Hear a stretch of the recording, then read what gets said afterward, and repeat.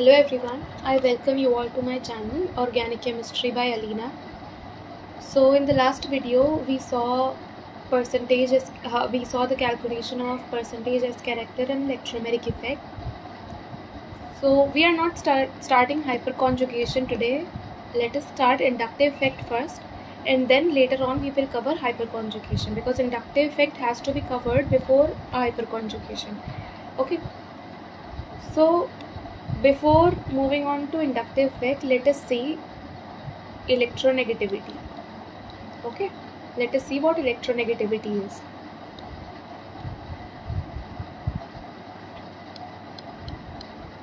Electronegativity is nothing but the ability to pull the shared pair of electrons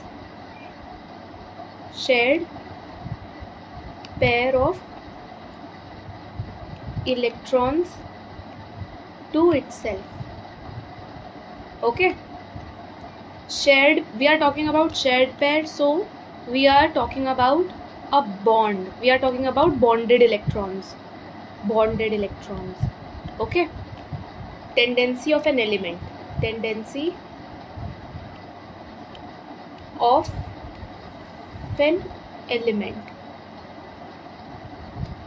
to pull. Electronegativity is the tendency of an element to pull the shared pair of electrons to itself. Okay, अब example देखते हैं. ठीक है, अब CH3 this is what? This is ethane. ठीक है, ethane is the homologue of methane.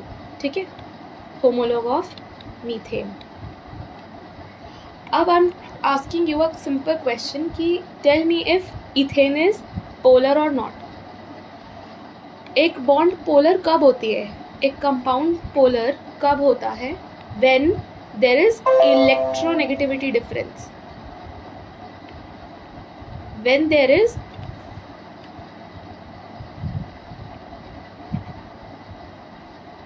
Electronegativity difference between constituent atoms, between atoms. ठीक है, बॉन्डेड एटम्स. ठीक है, अब CH3 में बॉन्डेड एटम्स कौन कौन से हैं? C सिंगल बॉन्ड C है और C सिंगल बॉन्ड H है. ठीक है, तो इधर हर जगह सिर्फ सिग्मा बॉन्ड्स हैं. ऑलराइट, हर जगह सिर्फ सिग्मा बॉन्ड्स है, कोई पाई बॉन्ड नहीं है.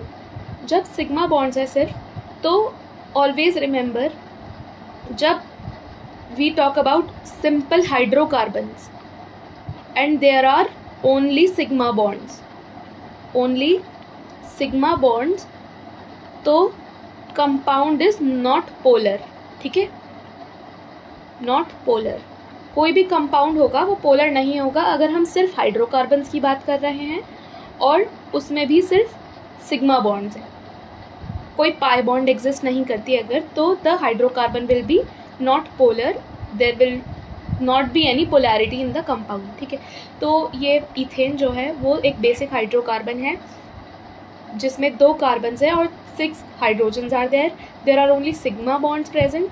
sp3 hybridization is there, and so ethane is not polar. किसी भी कंपाउंड को पोलर होने के लिए क्या चाहिए होता है? What is the prerequisite of any compound to be polar? The prerequisite is the compound must possess electronegativity difference between bonded atoms. ठीक है, so if CH3 is considered, okay, if ethane is considered, तो let us represent electronegativity by En. okay, electronegativity of carbon is almost equal to electronegativity of hydrogen. ठीक है, electronegativity carbon की और hydrogen की almost बराबर होती है. तो यहाँ कोई इलेक्ट्रोनेगेटिविटी डिफरेंस नहीं है बॉन्डेड एटम्स में. बॉन्डेड एटम्स कौन कौन से हो गए? C सिंगल बॉन्ड C है, तो ये दोनों बॉन्डेड एटम्स, और CH भी बॉन्डेड एटम्स है, हाइड्रोजन भी बॉन्डेड है. तो यहाँ किसी के बीच में भी कोई इलेक्ट्रोनेगेटिविटी डिफरेंस सिग्निफिकेंटली लाई नहीं करता. Hence this compound will be non polar. Okay, if any compound is non-polar, then the dipole moment is 0, ठीक है, डायपोल मोमेंट इज 0 हियर, ठीक है, इथेन के केस में। अब प्रोपेन के केस में CH3 CH2 CH3, इधर क्या होगा, दिस इज ऑल्सो अब normal hydrocarbon homologue of ethane, ठीक है, तो ये भी क्या है, बेसिक हाइड्रोकार्बन है, इलेक्ट्रोनेगेटिविटी डिफरेंस जो है डेल्टा EN वो 0 है, क्योंकि कार्बन और हाइड्रोजन की इलेक्ट्रोनेगेटिविटी तो ऑलमोस्ट इक्वल होती है और कार्बन की इलेक्ट्रोनेगेटिविटी तो ऑलमोस्ट सेम होगी, ठीक है, तो इसलिए प्रोपेन भी नॉन पोलर है, ठीक है, non polar because there is no electronegativity difference. Now let us talk about CH3OH, this is methanol, right. अब मिथेनॉल पोलर है या नहीं, यस और नो, हम चेक करेंगे कि इलेक्ट्रोनेगेटिविटी डिफरेंस बॉन्डेड एटम्स के बीच में कुछ है। If there is significant electronegativity difference between bonded atoms, then we say कि yes, methanol will be polar. If no electronegativity difference is there, then we say no, methanol is non-polar. So methanol structure is this. Okay, so carbon is bonded to oxygen and oxygen is bonded to hydrogen. Carbon is bonded to hydrogens as well. तो इस bond में तो कोई electronegativity difference नहीं है, तो ये bond तो पोलर नहीं है, ये बॉन्ड भी पोलर नहीं, ये बॉन्ड भी पोलर नहीं है, okay.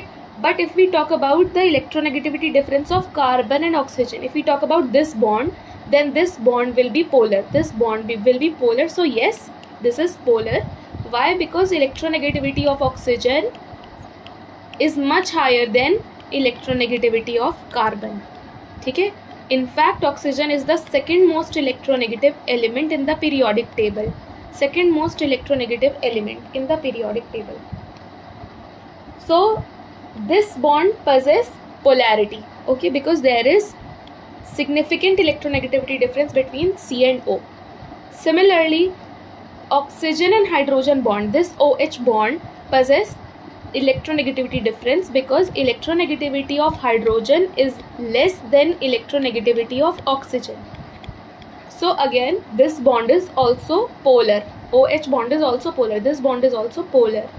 So overall, if we talk about methanol, so methanol is rendered polar because of presence of oxygen atom in the molecule, okay. Methanol is polar therefore, okay. Now another example, CH3 CH2OH or CH3 CH2F, okay. This is fluoroethane, this is ethanol, this is ethanol, all right. So here also in this bond CC single bond, there is no electronegativity difference, so this bond is non-polar. CO bond is polar because there exists electronegativity difference between carbon and oxygen, and in this bond also, OH bond also, there is electronegativity difference, so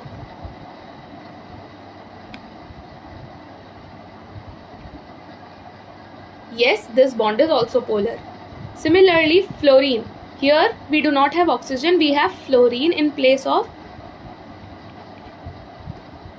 OH. So here fluorine is the most electronegative element, yes, it is the most electronegative element, so this bond is also polar.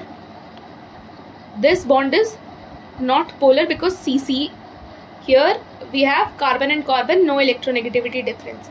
But now let us see,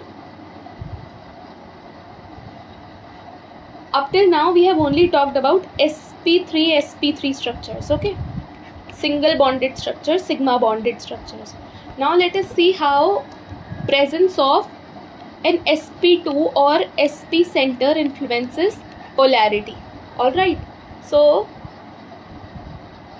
उससे पहले ये जानना ज़रूरी है कि sp कि sp3 hybridised carbon, sp2 hybridised carbon और sp hybridized carbon की इलेक्ट्रोनेगेटिविटीज़ क्या सेम है क्या या फिर डिफरेंट, ऑल राइट। सो sp3 हाइब्रिडाइज्ड कार्बन क्या होता है, जो सिग्मा बॉन्डेड होता है जिसके पास 4 सिंगल बॉन्ड्स होती हैं. sp2 hybridized is the one where we have 1 pi bond and 3 sigma bonds. sp hybridized carbon has 2 pi bonds and 2 sigma bonds. 2 pi bonds and 2 sigma bonds. All right. So this is an sp hybridized carbon. This is an sp2. This is sp3. अब I told you कि sp3 hybridized carbon has 25% s character. sp2 has 33% s character. sp hybridized carbon has 50% s character. Right. अब s character से क्या होता है? अगर मैं बताऊं आपको इलेक्ट्रोनेगेटिविटी का ट्रेंड, तो एक sp3 hybridised carbon electronegativity order अगर मैं बताऊं तो sp3 हाइब्रिडाइज्ड कार्बन की इलेक्ट्रोनेगेटिविटी सबसे कम होती है, फिर sp2 हाइब्रिडाइज्ड कार्बन की इलेक्ट्रोनेगेटिविटी होती है, उसके बाद we have sp hybridized carbon is the most electronegative carbon out of these 3. Okay, so sp hybridization is the most electronegative out of sp2 and sp3. Okay, so electronegativity order is this. तो क्या होता है sp hybridization में ऐसा जिसकी वजह से वो ज़्यादा इलेक्ट्रोनेगेटिव हो जाती है? तो एक डिफरेंस तो आप बता पा रहे हैं यहाँ से कि जैसे जैसे इलेक्ट्रोनेगेटिविटी बढ़ रही है साथ साथ s कैरेक्टर भी बढ़ रहा है. 25% sp2 has 33% s character और sp has 50% s character. So as the s character increases, electronegativity increases. इधर let us write the एक जो broad आपको difference दिख रहा है, what is that? s character is proportional to electronegativity, right? जैसे जैसे s character बढ़ रहा है electronegativity भी बढ़ रही है कार्बन की. Okay? अब ऐसा होता क्यों है? ठीक है, उसको समझने के लिए आपको इफेक्टिव न्यूक्लियर चार्ज, जिसको हम Z इफेक्टिव से रिप्रेजेंट करते हैं, ENC इफेक्टिव न्यूक्लियर चार्ज, उसे समझना होगा. ठीक है, तो क्या होता है कि हमारा Z इफेक्टिव जो है उसको that gives an estimate of shielding effect and penetration effect. Right, ये सब आप इनऑर्गेनिक केमिस्ट्री में डिटेल में पढ़ते हो, बट इलेक्ट्रोनेगेटिविटी का ओरिजिन इफेक्टिव न्यूक्लियर चार्ज से ही है. ओके, सो क्या होता है कि हमारे पास s ऑर्बिटल जो होता है वो that is perfectly spherical in shape, p orbital is dumbbell shaped, d orbital is double dumbbell shaped. Right, s p d. Right, this is the shapes of different orbitals. Okay, अब इधर हमारा nucleus है, nucleus has protons. ठीक है, और ये हमारा s सब शेल है जिसके पास सपोज 2 इलेक्ट्रॉन्स हैं. ऑलराइट, तो न्यूक्लियस के पास प्रोटॉन्स हैं और electrons are negatively charged. Okay, तो ये पॉजिटिव और नेगेटिव के बीच में अट्रैक्शन होती है. अब when this s subshell has electrons और वो इफेक्टिव न्यूक्लियर चार्ज एक्सपीरियंस करते हैं, effective nuclear charge is due to the protons present in the nucleus. ठीक है, वो जो ये न्यूक्लियस पुल महसूस करते हैं अट्रैक्शन न्यूक्लियस से, वो इस एस सबशेल पर इक्वली हर डायरेक्शन में लग रही होती है. ठीक है, जब ऐसा होता है तो एस सबशेल जो है पेनिट्रेट कर जाती है न्यूक्लियस की तरफ, न्यूक्लियस के थोड़ा पास प्रेजेंट होती है एस सबशेल. ठीक है, क्योंकि स्फेरिकली सिमेट्रिकल है, हर जगह से इस सबशेल पर हर जगह से न्यूक्लियर पुल उतना ही महसूस होता है जितना दूसरी डायरेक्शन से फील होता है. Now p orbital, this is the nucleus, this is the p orbital. ठीक है, तो न्यूक्लियर पुल जो है, एक इलेक्ट्रॉन ये रहा, इलेक्ट्रॉन ये रहा, कहीं पर भी प्रेजेंट है, तो न्यूक्लियर पुल जो है इक्वल नहीं है, it is more in this direction, but इधर तो कुछ नहीं है. ठीक है, तो ये कम पेनिट्रेट करती है और डी सबशेल और कम पेनिट्रेट करती है. ठीक है, डी सबशेल भी कम पेनिट्रेट करती है, पी भी कम, but s subshell feels the nuclear pull in all the directions in the same magnitude. ठीक है, जिसकी वजह से पेनिट्रेशन एस ऑर्बिटल की सबसे ज़्यादा होती है. ठीक है, एस ऑर्बिटल के पास न्यूक्लियस का जो पुल होता है वो सबसे ज़्यादा फील होता है. ठीक है, जब ऐसा होता है तो एस की जो इलेक्ट्रॉन्स होते हैं वो न्यूक्लियस के पास प्रेजेंट होते हैं. आई टोल्ड यू ना, they penetrate, the s subshell penetrates towards the nucleus. ठीक है. P subshell does not penetrate that much as the s orbital penetrates and d orbital likewise. This is because the s subshell is spherically symmetrical. ठीक है. अब hybrid orbitals की बात करते हैं. Sorry again, अब जब ऐसा हुआ तो इलेक्ट्रॉन्स न्यूक्लियस के पास आ गए. इलेक्ट्रोनेगेटिविटी की जब मैंने बात की तो इलेक्ट्रोनेगेटिविटी का मतलब क्या था? Tendency of an element to pull the shared pair of electrons to its self. ठीक है. अब एस कैरेक्टर बढ़ा तो न्यूक्लियस के पास इलेक्ट्रॉन्स आ गए, राइट? न्यूक्लियस ने इलेक्ट्रॉन्स अपने पास खींच लिए. इसका मतलब कैन आई से कि जिसके पास एस ऑर्बिटल का कैरेक्टर ज़्यादा होगा that element will be more electronegative, क्योंकि इलेक्ट्रॉन्स तो न्यूक्लियस के पास आ गए ना. This is the basic definition of electronegativity. ठीक है. तो नाउ वी सी कि sp hybridisation, sp2 hybridisation and sp3 hybridisation, इन सब में सबसे ज़्यादा s character is in sp hybrid orbital 50%, 33% and 25%. ठीक है. अब सबसे ज़्यादा s character 50% sp hybrid orbitals में. तो जो ये हमारा ऑर्बिटल है sp हाइब्रिड ऑर्बिटल, और ये भी हमारा sp हाइब्रिड ऑर्बिटल है. इधर लेटस से कुछ भी एलिमेंट है, कार्बन है सपोज. ठीक है. तो इधर इलेक्ट्रॉन्स जो होंगे ये sp हाइब्रिड ऑर्बिटल्स में, कार्बन कार्बन के बीच में तो कोई इलेक्ट्रोनेगेटिविटी डिफरेंस है नहीं. तो जितना ये sp हाइब्रिड ऑर्बिटल, इस कार्बन का न्यूक्लियस जितना ये इलेक्ट्रॉन्स को अपनी तरफ खींचेगा उतना ही इस कार्बन का sp ऑर्बिटल अपनी तरफ खींचेगा. तो ये electrons as the result centre में ही होते हैं. Centrally these electrons are positioned in the centre. But if I say कि look upon the CH bond of sp hybridized carbon and between 1s orbital of carbon in let's say ethyne. ठीक है. इधर तो electrons are in the centre. ठीक है. But इधर क्या होता है, ये एक sp हाइब्रिड ऑर्बिटल है और ये s. ठीक है. ये इलेक्ट्रॉन्स इधर है. ठीक है. इधर इलेक्ट्रोनेगेटिविटी डिफरेंस है, इधर 50% s कैरेक्टर है और इधर 100% s character.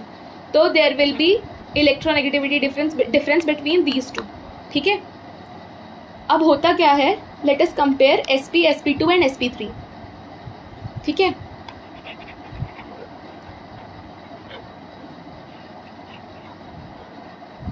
Late me raise it, sorry for the delay. ठीक है. अब sp हाइब्रिड ऑर्बिटल में s character is more than sp2 than sp3. तो क्या होता है, इस ये जो कार्बन होगा sp हाइब्रिडाइज्ड, इसके पास जो इलेक्ट्रॉन्स होंगे, इससे बॉन्डेड जो इलेक्ट्रॉन्स होंगे वो इसके पास ज़्यादा आना चाहेंगे because of the nuclear pull, because of z effective. Okay. As z effective increases, s character increases, then z effective increases, then electronegativity increases. इधर s कैरेक्टर सबसे ज़्यादा है तो कार्बन का z इफेक्टिव बढ़ जाता है, s ऑर्बिटल ज़्यादा इलेक्ट्रॉन पुल महसूस करता है and these electrons they tend to be situated near the nucleus. तो दीज इलेक्ट्रॉन्स जो हम इस बॉन्ड की बात कर रहे हैं जो इधर कार्बन के साथ किसी एलिमेंट ने बनाई है, तो ये इलेक्ट्रॉन्स न्यूक्लियस के ज़्यादा पास जाना चाहते हैं बिकॉज एस कैरेक्टर इसका ज़्यादा है, जेड इफेक्टिव भी ज़्यादा है. इसकी वजह से क्या होता है, हम बोलते हैं कि sp हाइब्रिडाइज्ड की इलेक्ट्रोनेगेटिविटी ज़्यादा है because it tends to pull electrons towards itself. अब sp2 हाइब्रिडाइज्ड में 33% है, 50% से कम हुआ तो s कैरेक्टर थोड़ा कम है. 50% s कैरेक्टर का मतलब स्फेरिकल नेचर है, इसलिए ये कॉन्सेप्ट आता है. अब s कैरेक्टर थोड़ा कम हुआ तो z इफेक्टिव भी थोड़ा कम, तो कार्बन से थोड़ा दूर हमारे इलेक्ट्रॉन्स चले जाएंगे. sp3 हाइब्रिडाइज्ड में क्या होता है, s कैरेक्टर सिर्फ 25% है तो इलेक्ट्रॉन्स बहुत ज़्यादा कार्बन के पास नहीं होते. दूसरा एलिमेंट जो भी होगा कार्बन से ज़्यादा इलेक्ट्रोनेगेटिव, अपनी तरफ वो इलेक्ट्रॉन्स को बुला लेगा और कोई पोलैरिटी इधर sp3 हाइब्रिडाइज्ड की वजह से नहीं आती. Okay. So as s character increases, Z effective increases. Z effective is effective nuclear charge, and due to the increase in Z effective, the electronegativity difference also increases. So in this video you have seen that why an sp hybridized carbon is said to be more electronegative than an sp2, and why an sp2 hybridized carbon is more electronegative than sp3. Okay, so this is a really important conclusion that you will use in the questions of acidity and basicity order. So for this video, that's it. In the next video we will move on to the inductive effect, and we might take up some questions. Okay, so if you liked this video, please share, like and subscribe to my YouTube channel. Any suggestions are welcome. You can write in the comment box if you did not understand any concept. I'll try to explain in the next videos. Thank you so much.